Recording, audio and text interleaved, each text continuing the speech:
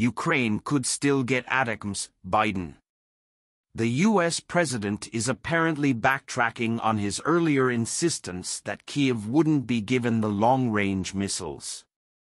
Supplying long-range ATACMS missiles to Ukraine is still in play, U.S. President Joe Biden told reporters on Monday.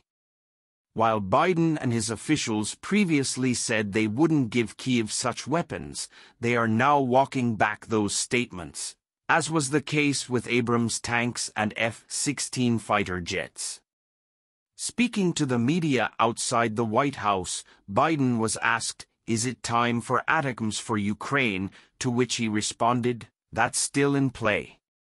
Manufactured by Lockheed Martin, the MGM-140 ATACMS is a tactical ballistic missile with a range of up to 300 kilometers (190 miles).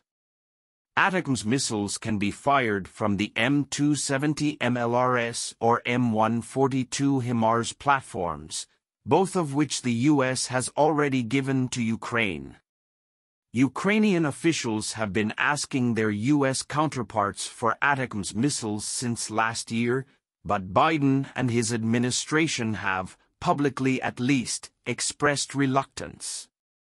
American officials first cited concerns that Ukraine would use these missiles to strike deep within Russian territory, provoking a devastating response from Moscow, before switching tack in recent months and claiming that the U.S. does not have enough of the missiles to spare.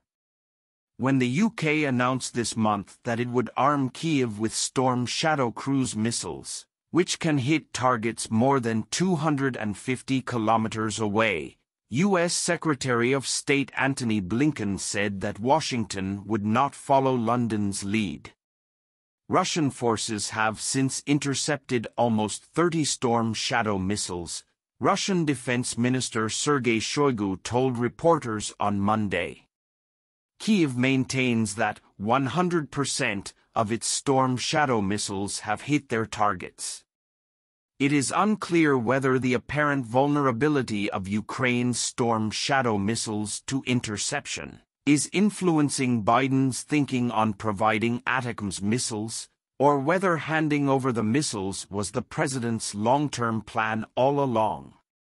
The Biden administration followed a similar script before it announced that it would provide Kyiv with M1 Abrams main battle tanks in January, first ruling out deliveries entirely, then revealing that the idea was on the table via media leaks, before finally announcing the decision publicly.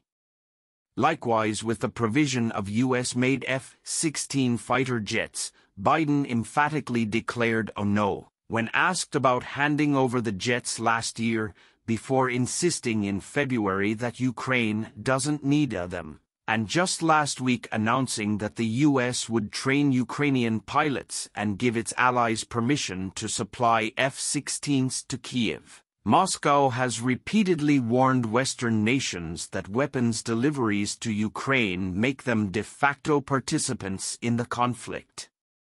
On Sunday, Russian Foreign Minister Sergei Lavrov declared that the U.S. and its allies were playing with fire by doubling down on their support for Kyiv.